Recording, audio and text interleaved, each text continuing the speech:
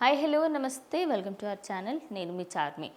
ఇప్పుడు కల్కి 2898 ఫీవర్ ఇంకా పెరిగిపోతుంది అని చెప్పొచ్చు. 11వ రోజు అయినా కూడా ఇంకా మంచి స్టార్డమే కొనసాగుతుంది. ఎందుకంటే ఈ మూవీలో ఉన్న క్యారెక్టర్స్ కానివ్వండి, దానికి సంబంధించిన ప్రతి ఒక్కటి అంటే ఒక పాతకాలం నాటి మహాభారత కాలం నుంచి కలియుగ అంతానికి సంబంధించి చూపించిన ఏకైక మూవీ అని చెప్పొచ్చు. అయితే ఈ మూవీలో యాక్ట్ చేసిన అమితాబ్ బచ్చన్ గారు రీసెంట్గా నాగశ్విన్తో మాట్లాడినప్పుడు ఆయన చెప్పింది ఏంటి అంటే, నేను ఒకసారి తెలుగు ఆడియన్స్తోని కూర్చొని సినిమా చూడాలనుకుంటున్నాను. ఎందుకంటే ఏ ఆడియన్స్లో కూడా అంత హ్యాపీనెస్ కానీ అంత గ్రేస్ కానీ ఉండదు. ఒక తెలుగు ఆడియన్స్లోనే మంచి గ్రేస్ అనేది అయితే ఉంటుంది.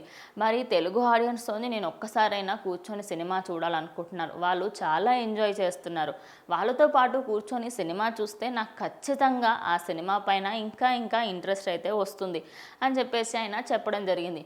సో మొత్తంగా చూసుకుంటే కల్కి 2898 ఏడీలో అమితాబ్ బచ్చన్ గారు అశ్వత్థామ క్యారెక్టర్ చేశారు. ఆ క్యారెక్టర్కి సంబంధించి ఒక 10 అడుగుల ఎత్తు, అలాగే ఒక 10 అడుగుల ఎత్తు మనిషితోని ప్రభాస్ ఫైట్ చేస్తూ ఉంటే ఒక భారీ ఆకారం ముందు ఒక చిన్న ఎలకపిల్లలాగా ఒక విధంగా అది ఒక మ్యాసివ్ సీన్స్ అని చెప్పొచ్చు. ప్రభాస్కి అలాగే అమితాబ్ బచ్చన్కి ఉన్నాయి. వాటన్నిటికీ చాలామంది కేకలు అని అలాగే అరుపులు మనందరికీ వినిపిస్తూ ఉంటాయి.